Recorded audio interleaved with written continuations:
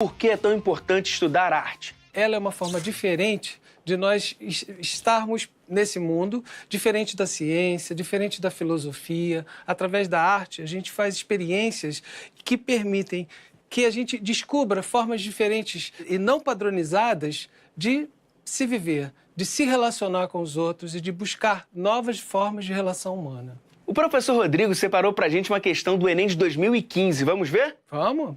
Professor Rodrigo, é com você. Vim aqui hoje falar um pouquinho sobre arte moderna com vocês.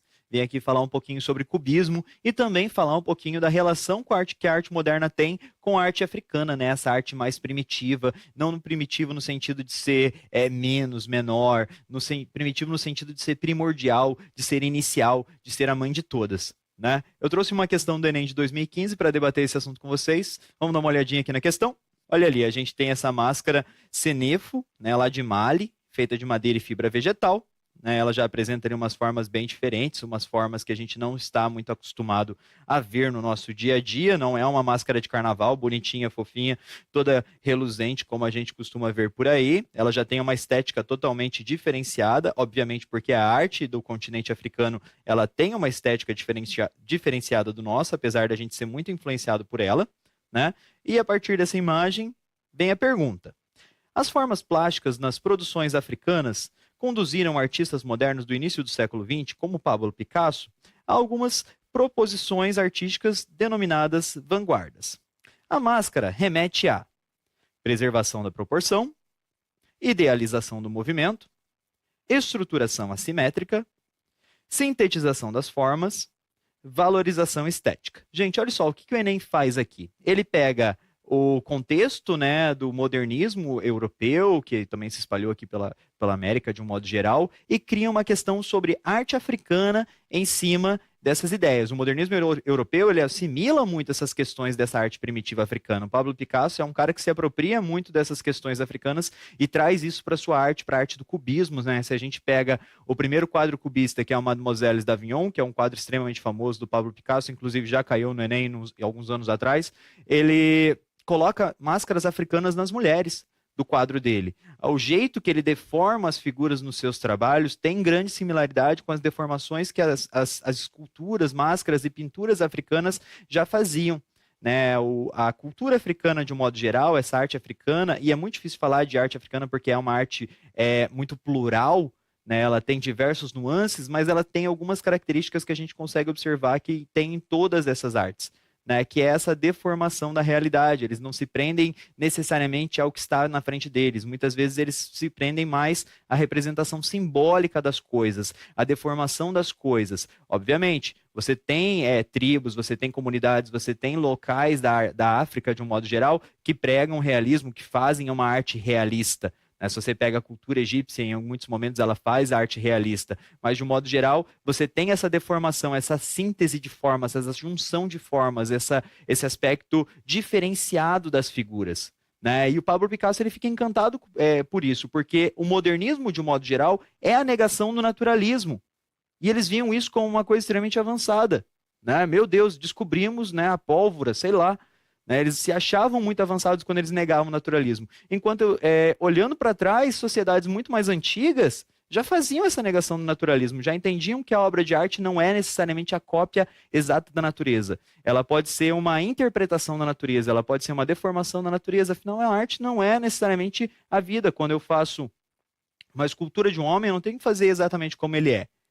Né? E muitos povoados primitivos já tinham em sua arte essa característica que acabou sendo perdido, principalmente ali a partir do Renascimento. Né? Essa ideia de que a arte tinha que ser extremamente realista se difundiu com muita força, né? E teve que ter todo um movimento modernista, um movimento de vanguarda para desconstruir essa ideia e abrir um novo pensamento a respeito da arte. E o engraçado é que a gente resgata coisas do passado, né? As coisas mais primitivas, para a gente fazer esse resgate.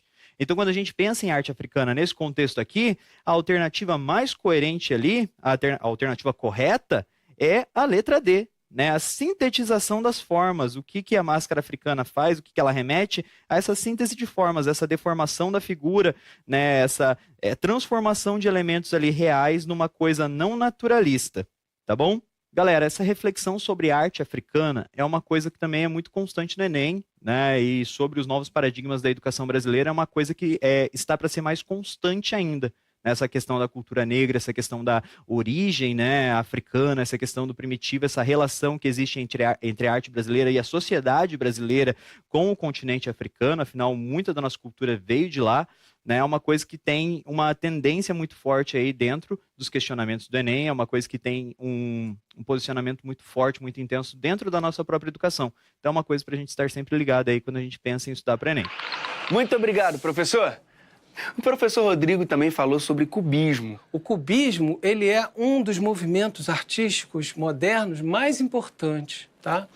Ele modificou profundamente a arte do início do século XX e mudou mesmo, diria, o rumo da arte posteriormente, né? Ele é uma tentativa de você reproduzir uma imagem, um modelo, seja ele uma pessoa, uma paisagem, um objeto qualquer, não da maneira clássica, como se fazia antes. Se eu fosse fazer um retrato seu, eu ia decidir um ponto de vista. Ou eu ia te desenhar aqui de frente, ou eu ia te pegar aqui desse lado, ou então eu ia pegar você daqui, ou então eu ia subir um pouquinho, pegar você de cima para baixo, ou eu ia pegar você de um lado. O cubismo, ele é a tentativa de colocar numa mesma imagem vários, se não todos, os pontos de vista desse objeto. Entendeu? Então, ele é uma doideira, porque ele tenta juntar vários pontos de vista de uma mesma figura numa mesma imagem, e aí cria uma certa deformação. Então, o cubismo é a tentativa de você reproduzir uma imagem a partir de multiperspectivas. A questão, ela tem o tema da arte moderna. Dentro da arte moderna, ela fala de um movimento artístico moderno, que é o cubismo. Dentro do cubismo, ela destaca um artista, que é o Pablo Picasso, um dos maiores artistas do século XX, um dos maiores artistas de todos os tempos, e a partir da obra de Picasso, destaca uma influência muito forte que ele teve, que foi a influência da arte africana. É importante dizer que no início do século XX, na verdade um pouco antes, né, a arte ocidental, a arte europeia, já estava começando a fazer um diálogo, uma conversação, começou a se interessar pelas artes produzidas fora do continente europeu, ou seja, pela arte de povos não ocidentais.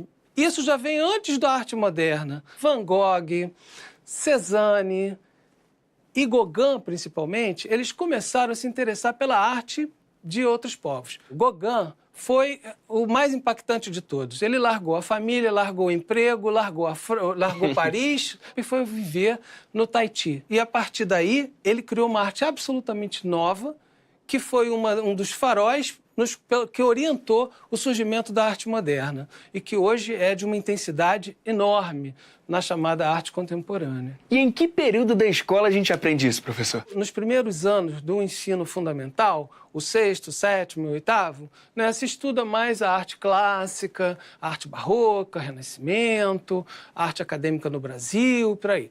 A arte moderna, ela começa a ser estudada a partir do 9º ano do ensino fundamental, ou seja, o último ano do ensino fundamental. A arte contemporânea é trabalhada no ensino médio. Dificilmente você vai ver ela sendo trabalhada no ensino fundamental.